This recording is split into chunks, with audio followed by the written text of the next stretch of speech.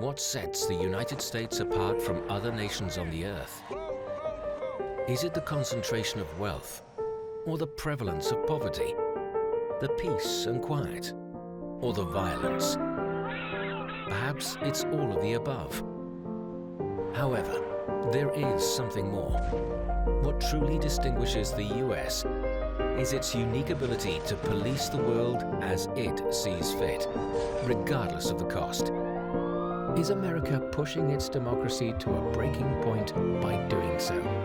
In this new series from CGTN, we delve into some of America's long-standing issues and their impact on the world. The world drug problem is a prime concern for the World Health Organization.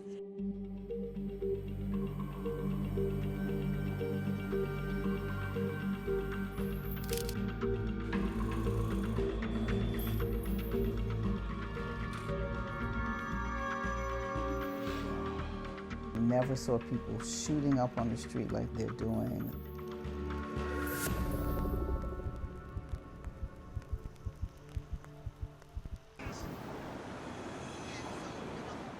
Madeleine Stokely, who lives in Harlem in Upper Manhattan, belongs to a group of volunteers who regularly patrol the neighborhood, cleaning up discarded drugs paraphernalia. One of the numbers is not visible at the end, so let's...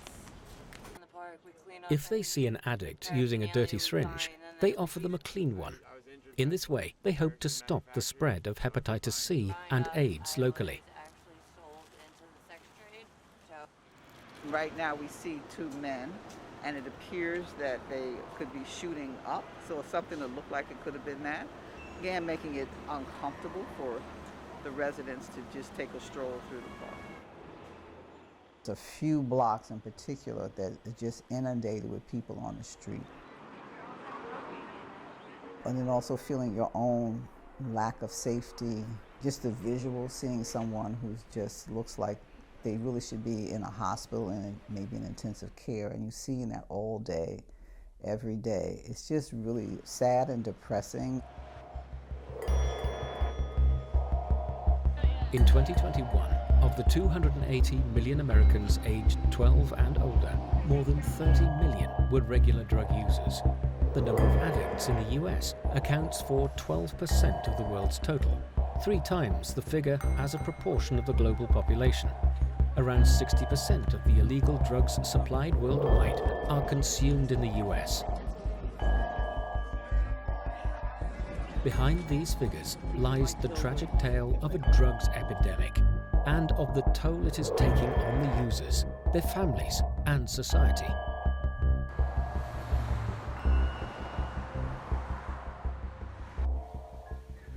What are you doing?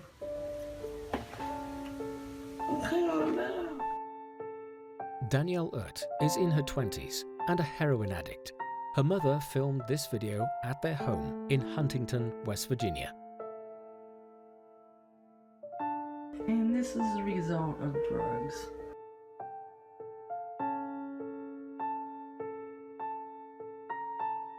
Every time I would try to quit, I would get sick, and then I would want it. And it was the hardest thing I've ever had to do, probably. I've tried to quit it. I couldn't tell you how many times. Compounding her problems, Danielle, already a mother of 2, fell pregnant again. Following a prenatal ultrasound test, the doctor told her that although her unborn child looked perfectly healthy, he would be born addicted to opiates and would suffer the associated problems. I just can't handle that, like, looking at my baby and knowing, like, I did that. Like, I just think that is the most selfish thing in the world to do. Danielle's experience is far from being unique. In the United States, stories like hers are so commonplace that people are no longer affected by them. Half a century ago, by contrast, attitudes toward drug abuse were very different. In the 1960s, the United States became embroiled in the Vietnam War. In the confrontation between the massive military machine and the anti-war sentiment in society, the American civil rights movement was born. a generation of young Americans, represented by the hippie culture who emerged. Drug-taking became a symbol of their rebellion against mainstream society. America's public enemy number one in the United States is drug abuse. In response to the worsening drug problem and the breakdown in social order, in the early 1970s, the US launched a war on drugs.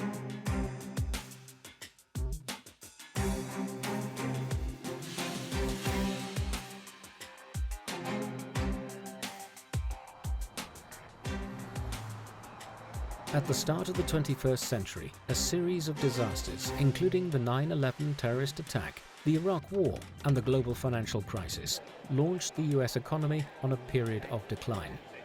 The situation was exacerbated by the need for massive government spending to combat drug crime.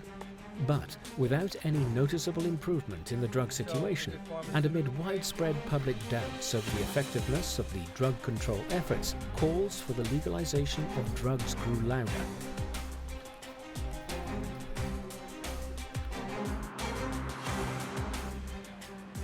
The government, mindful of the economic benefits, began to shift its stance. Cannabis, with its relatively low toxicity, was the obvious first threshold to cross in the legalization of drugs. Cannabis is considered a gateway drug. Most long-term users began by smoking cannabis. In 2014, Colorado became the first state to legalize cannabis use. We're going to be looking at 3 to 4 times the demand. The move not only stimulated local consumption, but even spawned cannabis tourism. That will produce tens of millions of dollars of new tax revenue for the state. Before long, Montana, Arizona, New Jersey, California, and other states, lured by the potential economic benefits, followed suit and announced the legalization of cannabis. In 2020, boosted by the coronavirus epidemic, cannabis sales in the US hit a record high of $17.5 billion, surging 46% from 2019.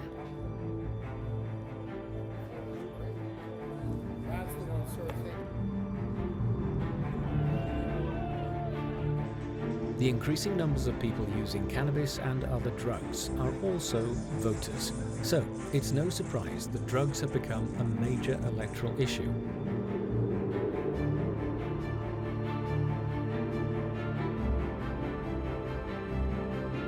Both major parties were quick to give the green light to the drugs train. In November 2020, during the presidential election campaign, Oregon passed 2 bills, making it the first state to legalize hard drugs such as heroin, cocaine, and methamphetamine. As to why these bills were adopted, the answer is simple. During an election campaign, when Democrats and Republicans are evenly matched, whoever can win over the drug-taking voters is likely to win. After all, for politicians, votes and power are far more important than people's health. What we've found is that the cannabis voter has power. Believe it or not, if you vote, you actually have a lot of power to swing these races. Just 2 years later, at the end of 2022, to the delight of countless addicts, the country's first government-licensed cannabis dispensary officially opened in New York. The authorities were effectively granting the population carte blanche to take drugs.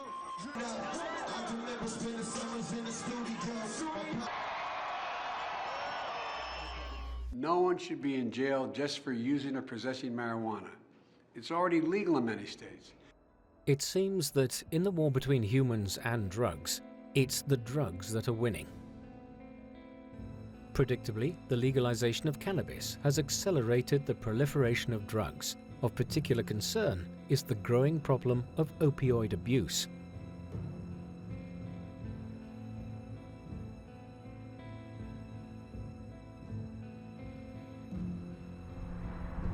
In the United States, drugs are freely prescribed to relieve pain and ease stress. As a result, pharmaceuticals companies have invested heavily in campaigns to promote the theory that opioids are harmless. They also encourage doctors to prescribe drugs indiscriminately and pharmacies to promote opioid use. As a result, patients have unwittingly formed an addiction. Manipulative information by the manufacturers and all of the entities pushing their drugs. The vast majority of physicians prescribing opioids were just trying to do their job, but it just came from so many sources that they convinced the general populace of physicians that it wasn't as dangerous as we thought it was. Sarah Wilson has 4 children. After being injured in a traffic accident a few years ago, she began taking a morphine-based opioid to relieve her physical pain. However, she developed a dependency on the drug, which she hasn't been able to shake off. I was taking the 10 milligram hydrocodone, about 25 to 30 of them a day. Good job! Generally, adults are prescribed a maximum of 6 painkillers daily, but Sarah has to take dozens of them. When she attempts to stop or reduce the dose, she becomes restless and depressed and reveals other symptoms of addiction. All opioid prescribing increased in the United States, and as the prescribing went up, it led to an epidemic of opioid addiction and overdose deaths. According to the US Centers for Disease Control and Prevention statistics, more than 2 million Americans like Sarah are suffering from drug addiction. In recent years, the situation has been aggravated by the popularity of the synthetic opioid fentanyl.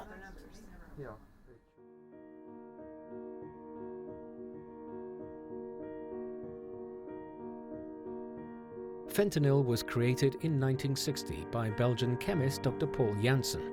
It was first introduced into clinical practice as an analgesic in 1963 and was subsequently included on the WHO's list of essential drugs.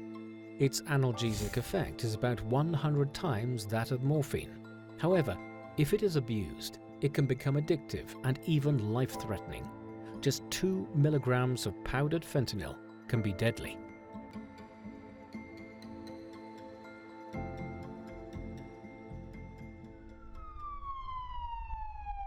In 2017, a record 72,000 Americans were killed by overdosing on drugs.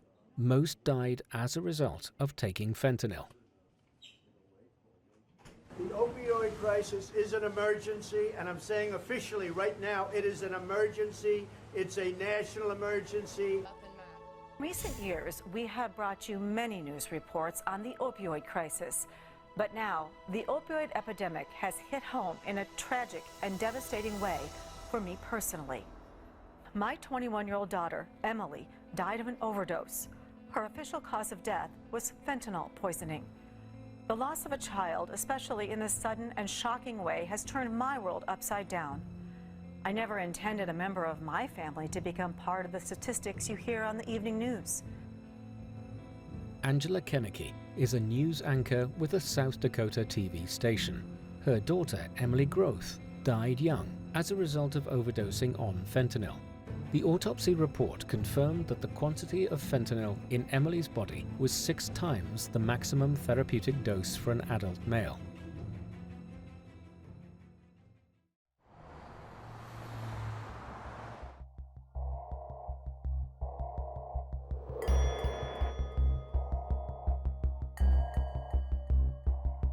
In the face of a drugs crisis that was spiraling out of control, in May 2016, the US Food and Drug Administration approved the first unplantable detoxification drug, Probuphine.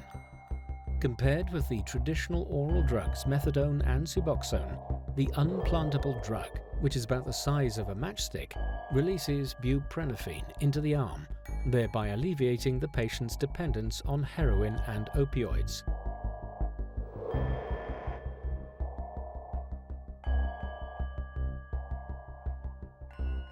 we're hoping that this is a new opportunity to treat opioid addiction.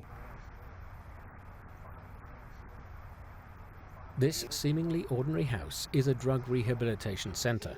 It provides support for addicts who are fighting what may be their last battle with drug addiction. We also have people from the educational variety come here. 18 years ago, the majority of the men that came to the program here were alcoholics with a little bit of drugs. In the last 5-6 years, we've seen a complete shift where probably it's reversed. Green would flash up, and they took him. Jeff Ringler first tried drugs at the age of 17. Since then, he has spent most of his life trying to escape his drug nightmare. Once I'm in full-blown addiction, like, I don't care about you. I don't care about anybody around me. I'm gonna do what I have to do, and I got prison time to prove it. And I got the scars on my body. I'm gonna walk over you. I'm gonna rob your grandmother. I'm gonna, whatever it takes. The drugs problem in the US has many causes and has built up over many years. All the measures to deal with it have failed to have the anticipated effect on slowing the pace of what has become an epidemic. And so, the US remains shrouded in a drugs haze. The danger that we've got here, and the reason I say the 80s have called and they want their drug war back, is that this administration just really seems committed to fighting an opioid war on the supply side. That is, through interdiction, through law enforcement, through trying to raise the prices of these drugs on the street, which we know just doesn't work. Drug abuse has taken a terrible toll on American society.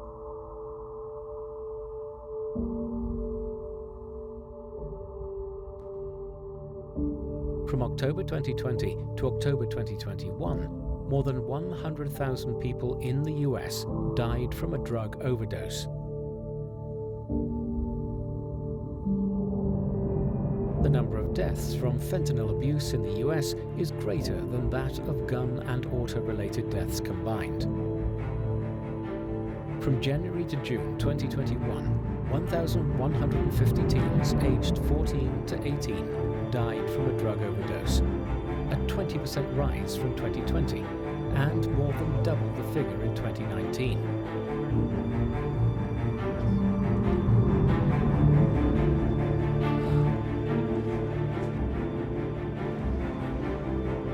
The average life expectancy of Americans in 2021 was 76.4 years, the lowest among comparable developed countries. People always think they are smart enough to control their drug use, but unless they exercise extreme caution, the drugs will take over their lives. How can a country anesthetized by poppies and marijuana ever escape the drugs abyss and realize the politicians' call to make America great again?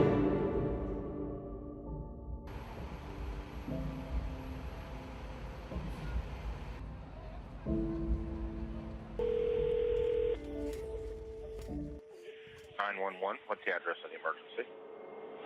My parents, my mom's on the floor, and my stepdad's basically pale and they're not waking up. So both of your parents are not responsive? Is that what you're telling me? Yes. Okay. We will have a medic en route with you very shortly. Do you know if they're breathing? Yeah, they're not breathing. Okay, neither are breathing.